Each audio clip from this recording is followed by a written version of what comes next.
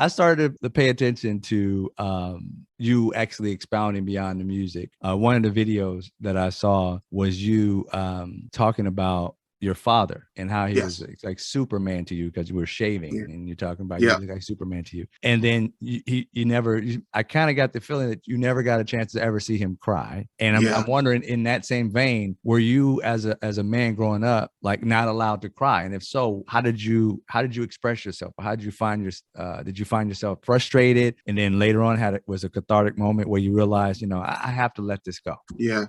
I feel like I learned to be very stoic. And I feel like each generation, we start out from a hard place and we get softer as we go by, because the strength in the one generation allows for a little bit more malleability or a little bit more softness in the next generation. If I'm strong, super, whatever, the word strong, I don't like using it, but it is what we can use. If I am strong and stoic and I don't cry, but I have created a place that's safe for my son to fall down, scratch his knee, and I see him crying, and then I help him out. He, in turn, will create another place of safety for his son to elevate that from just crying to communicating. And then you can have some transparency. Maybe 4 generations it'll take to break the stoicism and break it down to just open communication where nobody's like feeling, really wrapped up in their self.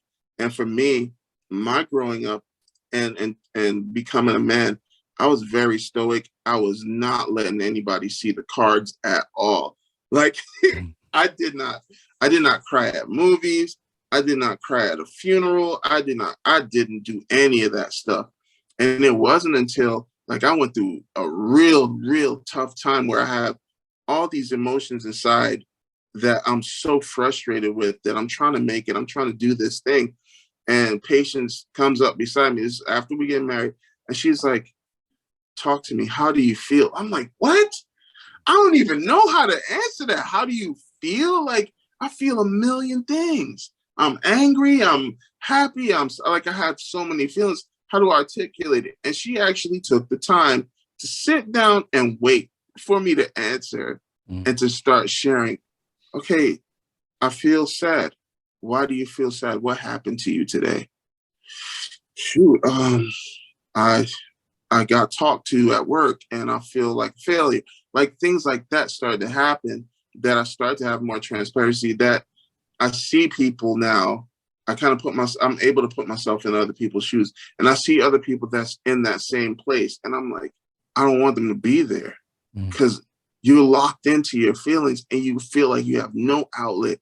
There's nothing more lonely feeling than having an emotion and nobody being able to observe it, to be able to empathize with you, because you're not showing that you're hurting, you're not showing that you're happy or anything. So I really feel like my wife, if it's anybody else, they'll give another person the opportunity to step behind the wall and kind of coach you through your feelings, or talk to a counselor or somebody that can help you, because that is so important. I feel like if I didn't have her to do that for me, my mental health would be in the toilet. It would be really, really bad. And I'm not perfect every day. I'm not happy every day. I'm not bubbly every day. But that having her as an outlet was able to get me to transcend past the stoicism that I learned from my dad.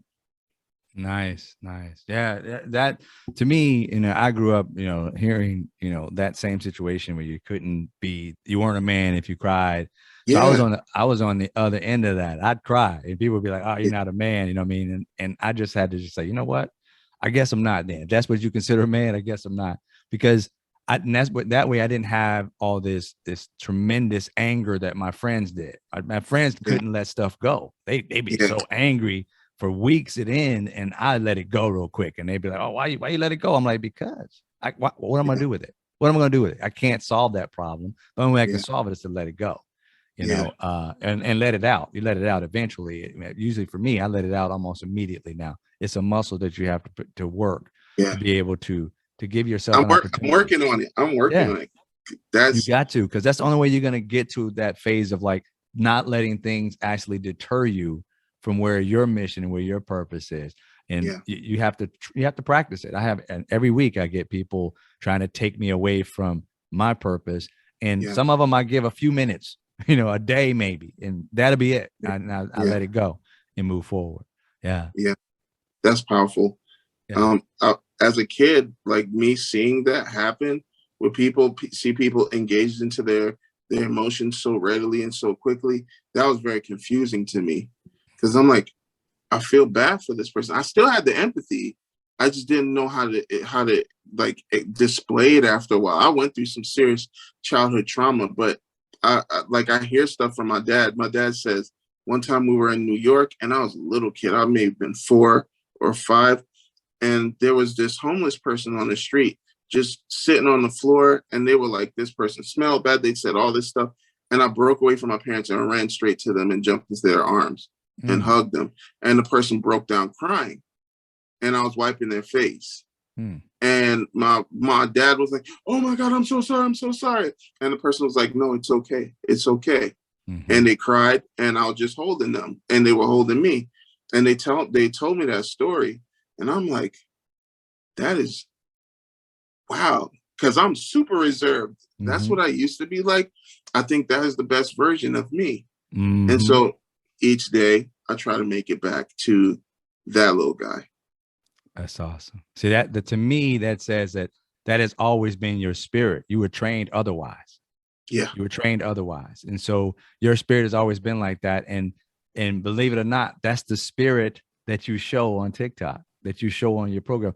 You already are there. And we just continue to see that in you. And I don't know if you notice it. Sometimes we're not aware of it unless people actually tell us. But you can tell that's your natural ability to be able to be there for people in their pain. And even though you may not have been able to tap into it to yourself, you can tell now you tap into it more often than you did before, because the way that you be able to do what you do. So you step back into that kid. And I love that. I love when we realize that, stop being a grown-up sometimes and step into your childhood again and realize that your purest self was when you were a baby, when you were young. That's your purest self. That's the purest love you can possibly have for somebody. There were no restrictions. There were nothing else. You saw another human being and you immediately wanted to run up and hug them. You wanted to kiss them on the cheek, grab their hand and walk with them and play. That's all. So if we can release all of these negative things that we've been trained on, we can get back to that oneness of we're all the same. We all love the like. Yeah, I love it, man. I appreciate you. That's beautiful. You just watched TikTok Famous, a Brilliant Entertainment Studios production.